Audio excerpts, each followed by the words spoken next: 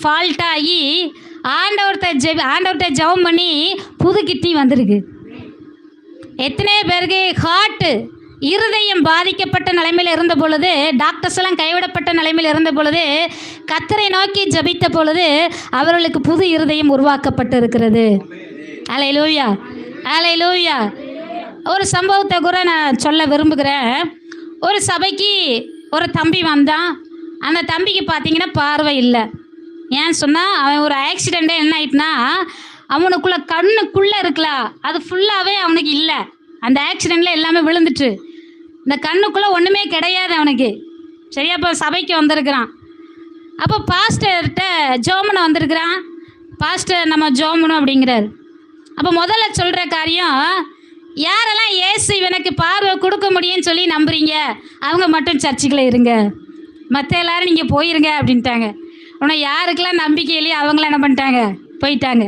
விசுவாசம் உள்ளவங்க மட்டும் இருங்கன்னு சொல்லவுடனே ஜெபிக்க ஆரம்பிக்கிறாங்க.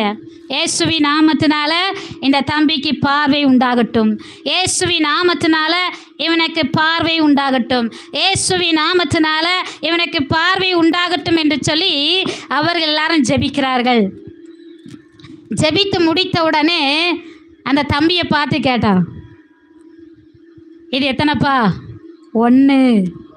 இது எத்தனைப்பா? 2. இது எத்தனைப்பா? 5.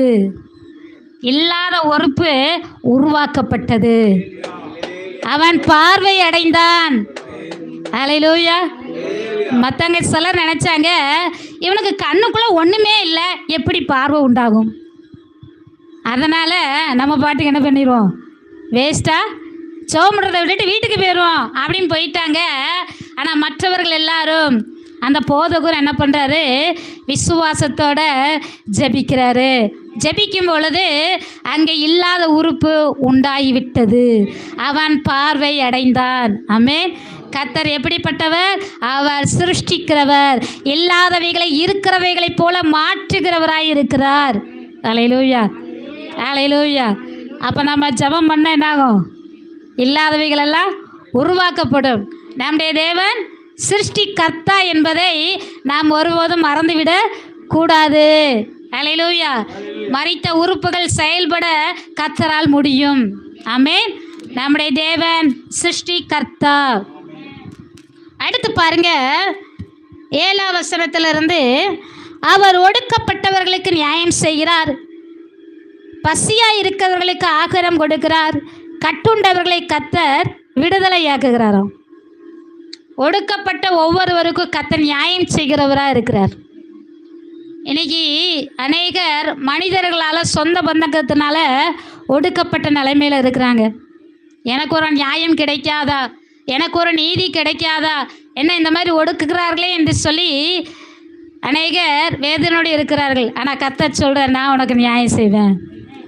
எல்லாராலும் ஒடுக்கப்பட்ட நிலைமையில் இருக்கிறாயா? எல்லா சொந்த பந்தத்தினால் ஒடுக்கப்பட்ட நிலைமையினால நீ இருக்கிறாயா? நான் உனக்கு நியாயம் செய்வேன். கர்த்தர் உங்களுக்கு நியாயம் செய்வார், கர்த்தர் உங்களுக்கு நீதி செய்வார். யாரெல்லாம் ஒடுக்கினார்களோ அவர்கள் மத்தியில் கர்த்தர் உங்கள் தலையை உயர்த்தி வைப்பார். ஆமென். அல்லேலூயா. இஸ்ரவேலர்களை பார்வோன் என்ன பண்ணனானா, ஒடுக்கிக்கிட்டே இருந்தானாம்.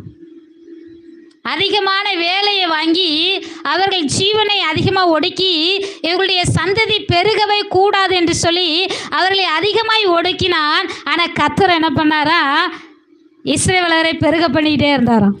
பார்வோன் எவ்வளவுக்கு அதிகமாக ஒடுக்கினானோ அவ்வளவுக்கு அதிகமாக கர்த்தர் அவர்களை பெருக பண்ணி கொண்டே இருந்தார். கர்த்தர் அவர்களை ஆசீர்வதித்து கொண்டே இருந்தார். ஒருவேளை நீங்கள் ஒடுக்கப்பட்ட நிலைமையில் இருந்தீர்கள், ஆனால் கவலைப்படாதீங்க, கர்த்தர் நிச்சயமாய் உங்களை உயர்த்தி ஆசீர்வதிப்பார். ஆமென். அல்லேலூயா. அடுத்து பாருங்க, பசியாக இருக்கிறவர்களுக்கு அவர் ஆகாரம் கொடுக்கிறவராக இருக்கிறார், அவர் போஷிக்கிறவராக இருக்கிறார். இஸ்ரவேலர்கள் வனாந்தரத்தில் நடக்கும் பொழுது தூதர்கள் சாப்பிடக்கூடிய மன்னாவினால் கர்த்தர் அவர்களை போஷித்தார். அடுத்து பாருங்க, அவர்களை காடையினால கர்த்தர் போஷித்தார். கர்த்தரை தேடி யாரெல்லாம் வராங்களோ, கர்த்தரை யாரெல்லாம் நம்பி வராங்களோ அவங்களுக்கு பட்டினி கிடையாதுங்க. அவங்களுக்கு பட்டினியே கிடையாது. என் வாழ்க்கையில் நான் சொல்ல முடியும், எங்கள் வாழ்க்கையில் நாங்கள் சொல்ல முடியும், இதுவரையில் நாங்கள் பட்டினியாக